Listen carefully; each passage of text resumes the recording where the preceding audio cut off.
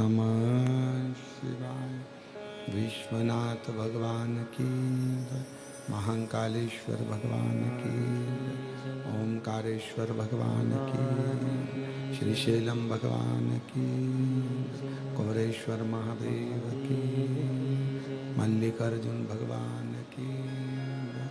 हर हर महादेव, हर हर महादेव, हर हर महादेव। काशी विश्वनाथ ओगरदानी त्रिकालदर्शी कैलाशी अविनाशी भगवान शिव, जिनकी पुनीत पावन पवित्र शिव महापुराण की कथा बाबा देव अधिदेव महादेव की कृपा से, करुणा से शमशाबाद हैदराबाद के तेलंगाना के इस पवित्र प्रांगण में बाबा देव अधिदेव महादेव की कृपा से आयोजित की गई।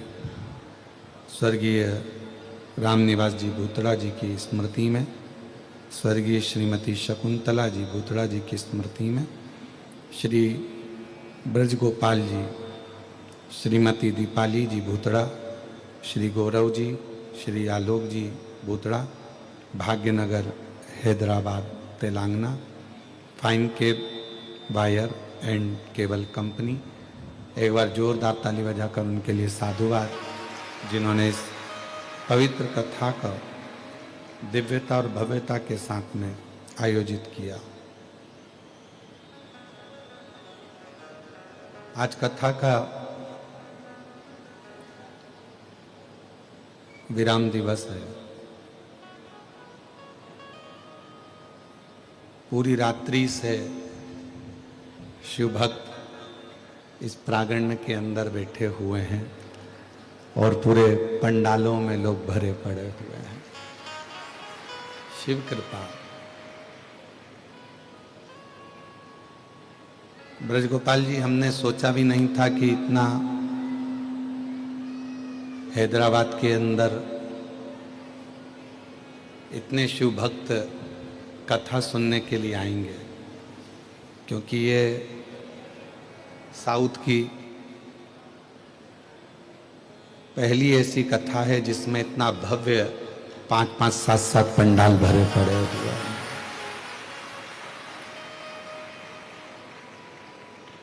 एक पंडाल तक तो साउथ में कथा हुई है, पर ये 1, 2, 3, 4, 5, 6, 7 ऐसे पंडाल जहाँ भरे पड़े हुए हों और भक्त रोडों पर बैठकर, ग्राउंड में बैठकर शिव पुराण की कथा को श्रवण कर रहे हों, शायद हैदराबाद के इतिहास की पहली कथा है। हैदराबाद के इतिहास। और ये कथा फिर निवेदन करूंगा मैं श्री ब्रजगोपाल जी भूतड़ा जी के लिए कि आपके माता पिता स्वर्गीय श्री रामनिवास जी भूतड़ा जी, स्वर्गीय श्रीमती शकुंतला जी भूतड़ा जी, जिनकी शिव भक्ति बड़ी प्रबल है,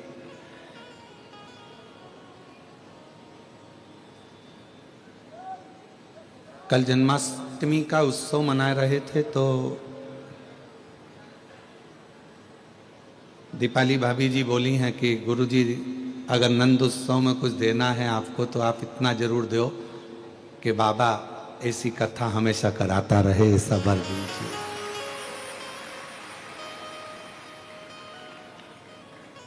और हम तो कहेंगे कि हैदराबाद के सभी शिव भक्तों को बाबा हमारी इस शिव महापुराण की कथा में यजमान परिवार पर तो कृपा करे ही, साथ में जितने शिव भक्त इस कथा को सुन रहे हैं, बाबा आपकी जिंदगी में इतना वैभव और इतना धन दे कि आप भी ऐसे ही शिव पुराण की कथा का दिव्य और भव्य आयोजन करें।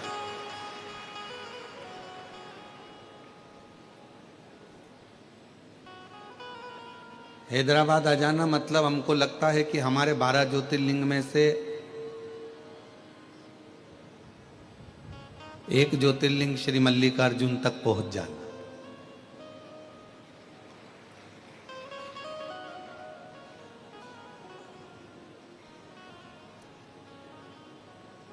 अब हमको अंदाजा लग गया कि जब हमारी 12 ज्योतिर्लिंग की जो हमारी समिति की यात्रा चल रही है, जिसमें उज्जैनी हो गई, ओमकारेश्वर हो गया, काशी हो गया, तो आने वाले समय में जब भी कभी मल्लिकार्जुन जब 12 ज्योतिर्लिंग में जब कथा होगी, तो ऐसा लगता है कि बहुत बड़ी व्यवस्था करना पड़ेगी समिति को आज की स्थिति को देखते हुए। और एक और विश्वास के साथ कहकर जा रहे हैं कि मल्लिकार्जुन की कथा समिति को नहीं करना पड़ेगी। मल्लिकार्जुन की कथा इतने जो शिव भक्त बैठे हैं ना, मेरा बाबा तुमको इतना दे देगा कि तुम ही उस कथा का पूरा दिव्य और भव्य आयोजन कराओ।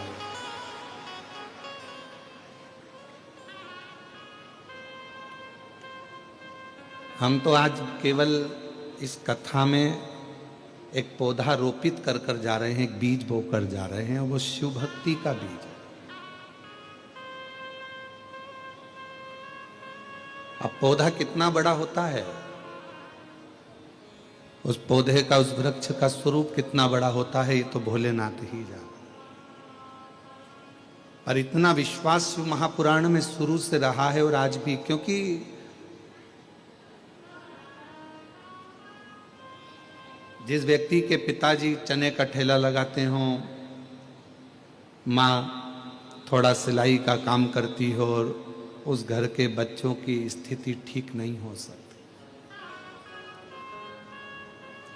पर मेरे भोले बाबा ने, मेरे शंकर भगवान ने जब इस जैसे जीव की भी स्थिति सुधार दी, तो इतना भरोसा शिव पुराण पर जरूर है कि जो कथा सुनता है उसकी स्थिति भी मेरा बाबा जरूर सुधार देता।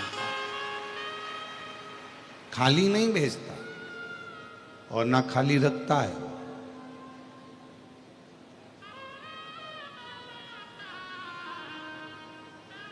ना तो वो खाली रखेगा ना खाली भेजेगा। उसका नियम है कि लंका का राजा रावण भी अगर उनके दरवाजे पर मांगने के लिए आया तो उसको भी खाली नहीं रखा। तारकासुर ने भी अगर कुछ मांगा तो उसको भी खाली नहीं रखा। और हिरण्याक्ष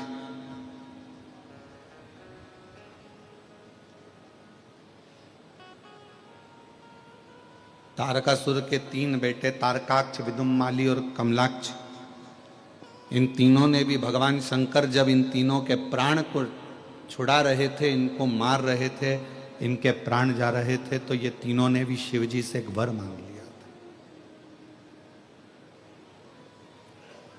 जैसे गजासुर था, गजासुर के भी प्राण गए तो उसने भी वर मांग लिया था कि मेरी गज की चर्म आपके पास में रहे, मेरा शीश, हाथी का ये मुख आपके पुत्र के धड़ पर रहे। उसी तरह तारकासुर के 3 बेटे थे, तारकाक्ष, विदुम्माली और कमलाक्ष। और इन तीनों के जब देवता पशु बन गए और भगवान शंकर उनके नाथ बन गए, पशुपति नाथ बनकर देवताओं को लेकर चले, और तारकाक्ष, विदुम्माली और कमलाक्ष के तीनों के भवन में प्रवेश कर कर तीनों को मारने के लिए आतुर हुए। तीनों को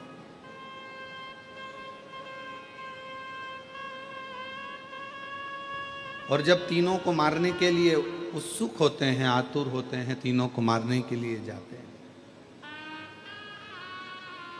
तब भगवान शंकर का नाम पशुपति नाथ पड़ता है। तब शिवजी ने तारकाक्ष, विदुम्माली और कमलाक्ष की तीनों को मारने से पहले पूछा कि तुम्हारे पिता मेरी आराधना करते थे,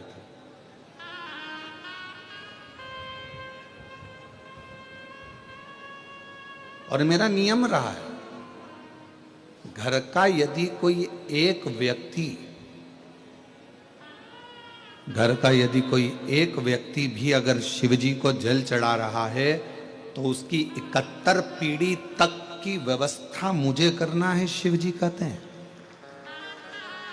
यहां 7 पीढ़ी से मतलब नहीं है, यहां 71 पीढ़ी चलती है।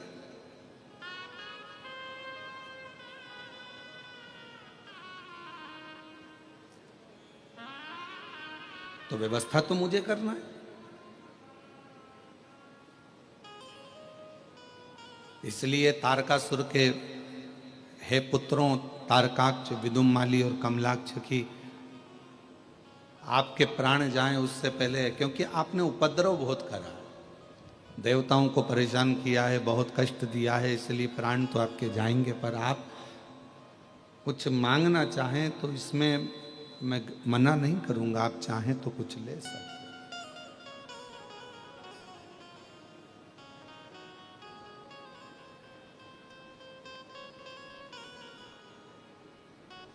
आपका मन हो जो आप मांग सकते हैं। तो कहा इतना वर दे दो, आप पशुओं के देवता बनकर आए हो, पशुओं के नाथ बनकर आए हो, संपूर्ण ब्रह्मांड में आपका ये नाम जगत प्रसिद्ध हो और हम आपके हाथों से मरे तो आपका नाम पशुपति नाथ के रूप में पूजा आ जाए। पशुपति 3 क्रम हुए हैं हमारे शास्त्रों में। पहले नंबर पर है पाशुपत्य अस्त्र,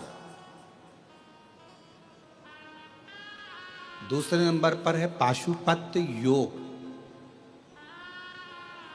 और तीसरे नंबर पर है पशुपति व्रत। हमारी तो इतनी सामर्थ्यता नहीं और ना आपकी इतनी सामर्थ्यता है कि आप इतना तप कर लें और भगवान से पाशुपत्य अस्त्र प्राप्त कर लें।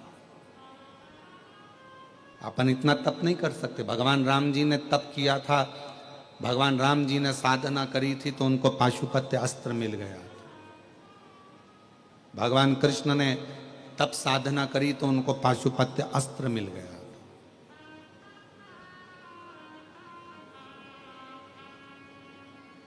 तो आपकी और हमारी इतनी सामर्थ्यता तो नहीं है कि आप और हम पशुपति अस्त्र को प्राप्त कर सकें, भगवान शिव जी से उनका अस्त्र प्राप्त कर सके। ये हमारी और आपकी सामर्थ्यता और संसार के आज के व्यक्ति की सामर्थ्यता नहीं कि वो पाशुपत्य अस्त्र को प्राप्त करे। और इतना हम में और आप में भी तब बल नहीं है कि हम पाशुपत्य योग कर सके। तो फिर संसार के लोगों की सरलता के लिए तीसरे नंबर का क्रम बताया पशुपति व्रत।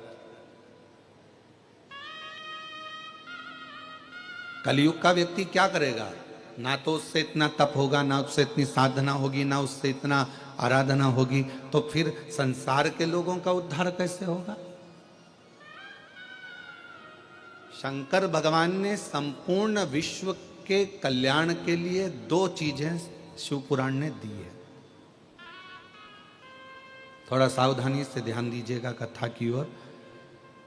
आज कथा का विराम दिवस है, बहुत ध्यान दें।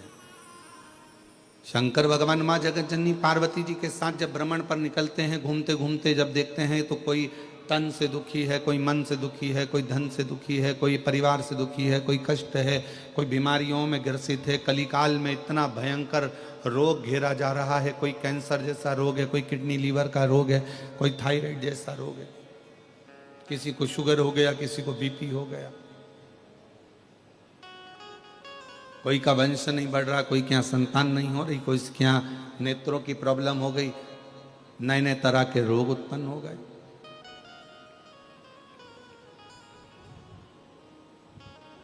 नहीं खा रहा व्यक्ति, बच रहा है, फिर भी रोग उसका पीछा नहीं छोड़ रहा।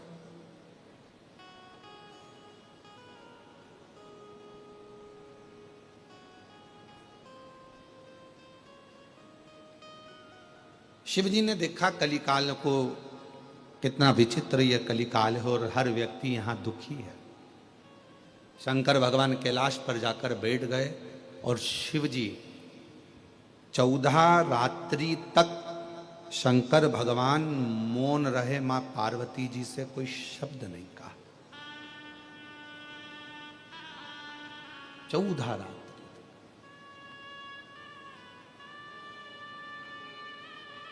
14 रात्रि तक जब शिवजी ने कोई शब्द नहीं कहा, मां पार्वती जी देख रही हैं कि शंकर के मुख से 14 रात्रि तक कोई शब्द नहीं निकला।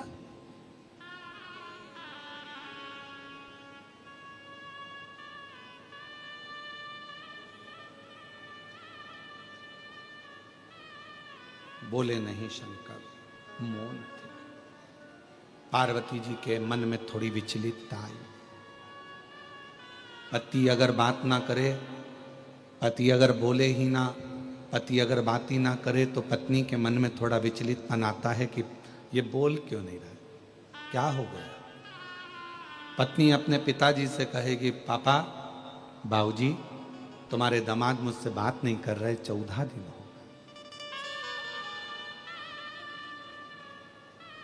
पार्वती जी विचलित थी। उन्होंने हिमालय राज्य को बोला कि पत्र लिखकर सूचना करी कि भगवान देवाधिदेव महादेव मुझसे नाराज हो सकता है, 14 रात्रि से मेरे से बात नहीं करी है, मुझसे बोले नहीं है, मौन है, शांत हैं, उनके मुख से कोई आवाज नहीं निकल।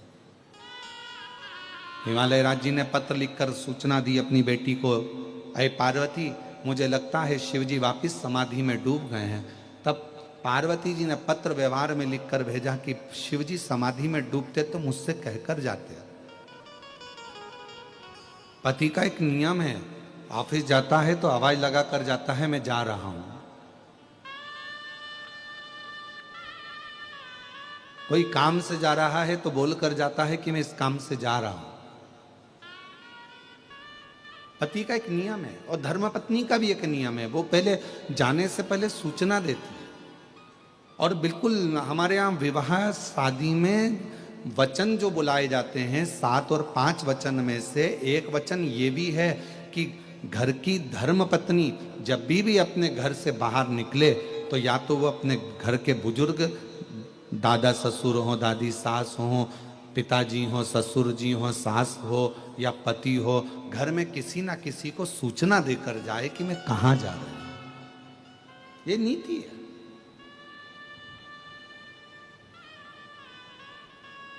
बिना सूचना के स्त्री घर से बाहर भी ना निकले। थोड़ा सूचना दे, या कोई बहुत अर्जेंट काम है, निकल गए हो तो फोन पर बोल दो कि मैं इस काम से आई हूं, 15 मिनट में पहुंच रही।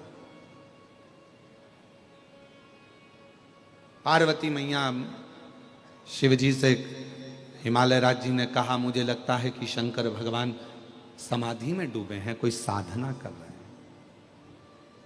पार्वती जी ने कहा, नहीं, समाधि में डूबते हैं जब भी मुझे बोल देते हैं कि मैं इतने दिन की समाधि ले रहा हूं।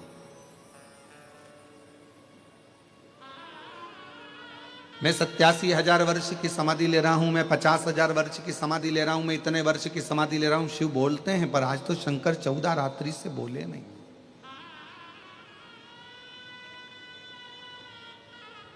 क्या करा जाए। तब हिमालय राज जी ने कहा कि शिवजी पर एक लोटा जल समर्पित कर फिर पूछो। शिवजी की आराधना पार्वती जी ने करी, पर शंकर भगवान 14 रात्रि तक नहीं बोले। और आज पार्वती जी ने फिर शिवजी से प्रार्थना करी, एक बेलपत्र शंकर को समर्पित कर पूछा, आप मौन क्यों हो। शंकर भगवान कहते हैं कि आज मेरा हृदय बहुत रो रहा है,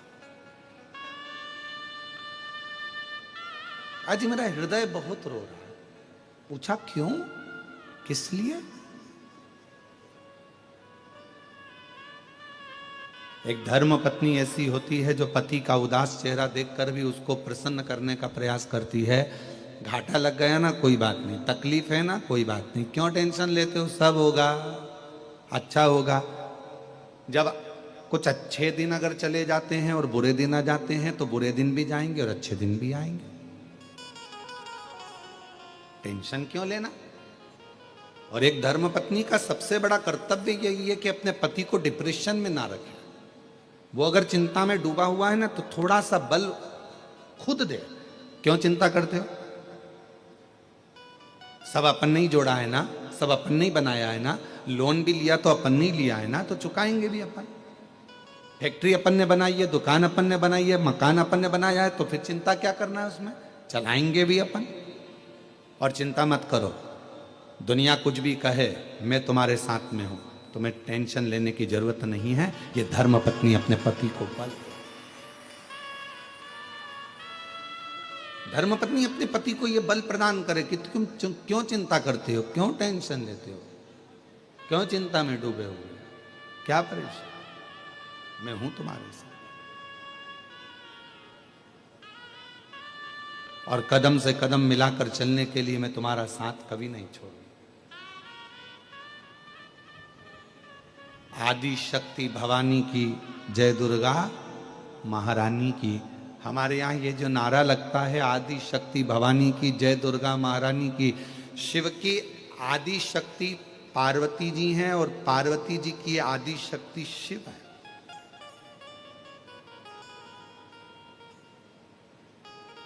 शिव पार्वती के बिना अधूरे हैं और पार्वती शिव के बिना अधूरे।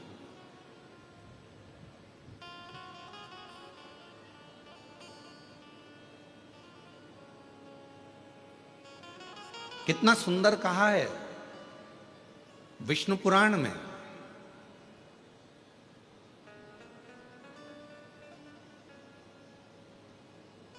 दीपावली के दिन दुनिया के लोग लक्ष्मी जी की पूजन करते हैं, पर नारायण के साथ में नहीं, गणेश जी के साथ में करते हैं। हैदराबाद में भले नारायण जी के साथ में हो सकती है, हमको नहीं मालूम, पर ज्यादातर घरों में लक्ष्मी पूजन गणेश जी के साथ होती है।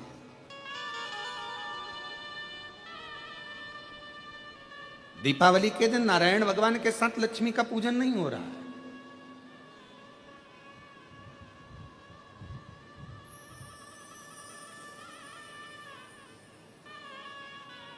गणेश जी के साथ लक्ष्मी जी का पूजन हो रहा है। और लक्ष्मी जी का अगर फोटो देखोगे भी तो आपको सरस्वती जी का फोटो मिलेगा, गणेश जी का फोटो मिलेगा, लक्ष्मी जी का फोटो मिलेगा। ऐसा एक चित्र होता है तीनों का। उसमें बीच में लक्ष्मी जी होती है, इधर गणेश जी होते हैं, इधर सरस्वती जी होती है। उसमें भगवान विष्णु नहीं होते, उसमें भगवान नारायण नहीं होते। कभी आपने विचार करा कि आखिर इस फोटो में लक्ष्मी जी का पूजन हो रहा है तो भगवान विष्णु को होना चाहिए था, पर यहाँ तो गणेश जी विराजमान है, सरस्वती जी विराजमान है। आखिर ये गणेश जी और सरस्वती से लक्ष्मी का संबंध क्या है? संबंध तो भगवान नारायण से था। और संबंध अगर भगवान नारायण से, तो लक्ष्मी और ये गणेश जी और सरस्वती से क्या संबंध हो सकता है जो दीपावली पर इन दोनों के साथ में लक्ष्मी जी का पूजन हो रहा है? तो शिव महापुराण की कथा कहती है, विष्णु पुराण वर्णन करती है, एक बार माता लक्ष्मी जी जब भगवान नारायण के सामने संवाद कर रही थी, तब माता लक्ष्मी जी ने अपना स्वयं का गुणगान बहुत किया कि मैं लक्ष्मी, मैं लक्ष्मी, मैं लक्ष्मी। तब भगवान विष्णु के मुख से निकल गया, ऐ लक्ष्मी तो पूर्ण लक्ष्मी नहीं है, तो अपूर्ण लक्ष्मी।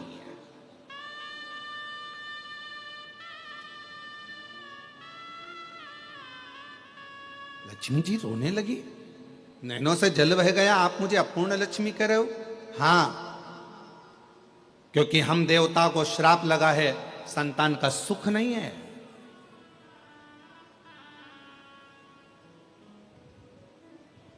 अपूर्णता, तुम्हारे यहां संतान नहीं तो अपूर्ण कहलाओगे।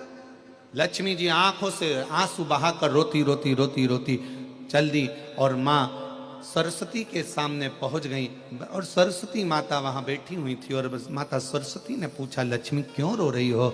लक्ष्मी जी ने कहा, आज मेरे पति ने मुझे अपूर्ण कहा है, तो क्यों रोना, चलो पार्वती के पास चलते हैं। सरस्वती का कहना मानकर लक्ष्मी जी पार्वती जी के पास गई, तो माता पार्वती जी ने देखा कि लक्ष्मी तू मेरी बेस्ट फ्रेंड होकर रो रही है।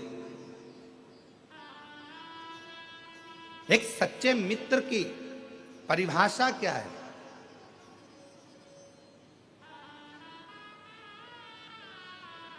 मित्र की आंख में अगर आंसू आए हैं तो मित्र की आंख में भी आंसू रहे, ये सच्चा मित्र है। दोस्त को घाटा लगा और एक दोस्त अगर खुश हो रहा है तो वो दोस्त नहीं हो सकता, वो मित्र नहीं हो सकता। तू मेरी बेस्ट फ्रेंड होकर और तू रो रही है। सरस्वती जी से पूछा पार्वती जी ने कि ये क्यों रो रही है, तो कहा आज इसके पति ने इसको अपूर्ण कहा। तो पार्वती जी मुस्कुराकर बोली कि इतनी सी बात के लिए रो रही है, ले मैं तुझे आज पूर्ण कर देती हूं, आज मैं तुझे पूर्ण करती हूं लक्ष्मी, आज मैं तुझको पूर्ण कर देती हूं। और मां पार्वती जी ने अपने पुत्र श्री गणेश जी को बुलाया और गणेश जी को बुलाकर लक्ष्मी जी की गोद दे दिया, आज से ये तेरा पुत्र है, ये तेरा, ये तो पूर्ण लक्ष्मी हो गई, पूर्ण लक्ष्मी।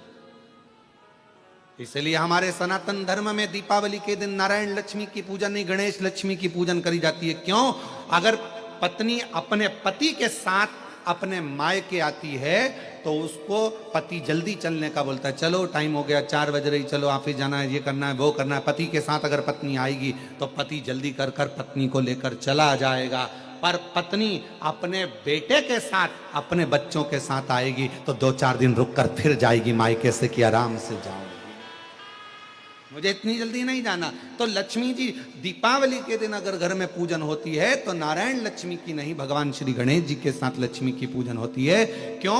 क्योंकि लक्ष्मी अपने पुत्र के साथ, बड़े भाव के साथ आती हैं। तो अपने मायके में जिसके यहाँ लक्ष्मी पूजन होती है उसके यहाँ लक्ष्मी जी 1 साल, 2 साल, 4 साल, 6 साल मन पड़ता है तो रुक जाती है, और जब मन पड़ता है तब। अगर भगवान नारायण के साथ आएगी तो जल्दी जाना पड़ेगा। पति के साथ अगर पत्नी आई है, मम्मी पापा ने बुलाया, दामाद को भी बुलाया, बेटी को भी बुलाया, तो दामाद के साथ आई है तो फिर तो जल्दी जाना पड़ेगा। दामाद नीचे गाड़ी का हॉर्न बजाएगा, चलो चलो, पाए पाए, खूब गाड़ी का हॉर्न बजाएगा, अरे चलना, जल्दी चल, बहुत लेट हो रहा है, घर से फोन आ रहा है, जल्दी चलो। और अगर पत्नी अपने बच्चों के साथ आती और कहकर आती अपने पति को, मैं जा रही हूँ, 2-4 दिन रुकूंगी भैया के यहाँ, मैं जा रही हूँ अपने मायके में, 2-4 दिन रुकूंगी, मैं फोन करूंगी तब लेने आना। उसी तरह लक्ष्मी जब गणेश जी के साथ दीपावली पर पूजन होती है तो लक्ष्मी भी अपने मायके में, आपके घर में हमेशा के लिए विराजमान रहती है, अपने यहाँ आराम के साथ में रहती है, और जब फिर मन होता है तब जाती है। गणेश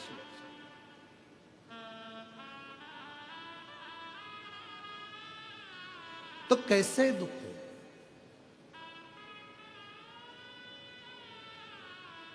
पार्वती मैया ने देखा कि तुम दुखी बहुत हो, क्या बात है, क्या हो गया? एक धर्म पत्नी अपने पति का मुख उदास देखे तो पूछे क्या कारण है, उसको प्रसन्न करने का प्रयास कर। ऑफिस की चिंता है ना, कोई टेंशन नहीं, फैक्ट्री की चिंता है ना, कोई टेंशन नहीं, दुकान की चिंता है ना, कोई टेंशन नहीं, नौकरी की चिंता है ना, कोई टेंशन नहीं। क्यों चिंता करते हो? सब उसको कहते हैं देव अधिदेव महादेव। क्या काम है महादेव का?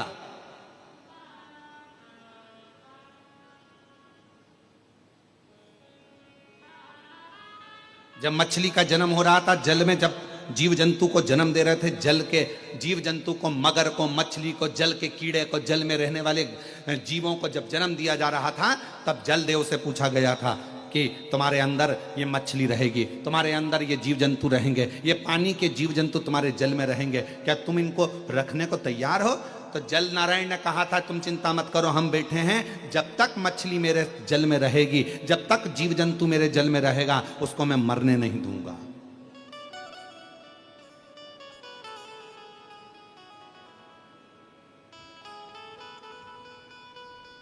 हवा से पूछा, वायु से पूछा, तुम्हारे इसमें भी बहुत सारे जीव रहेंगे, तुम उनको रख लोगे? हाँ, वो मेरे साथ में रहेंगे, जब तक मैं रख लूंगा।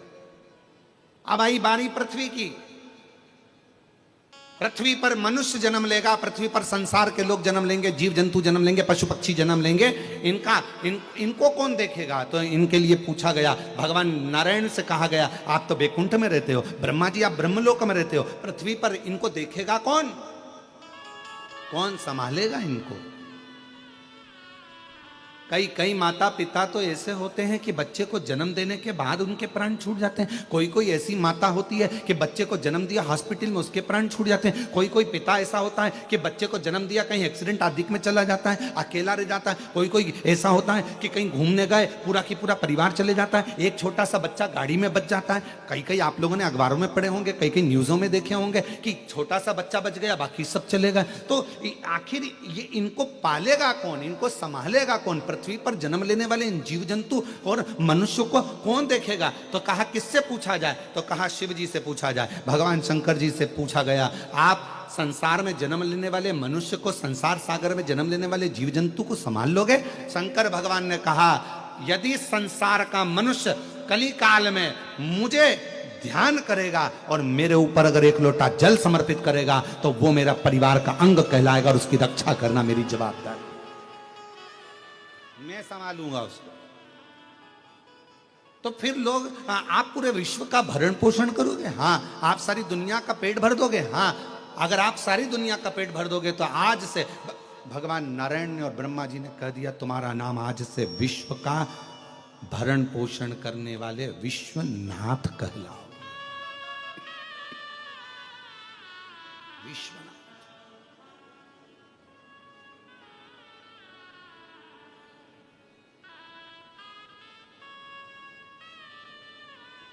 और शिव जी को लोग विश्वनाथ कहने लगे क्योंकि वो भरण पोषण करने लगे।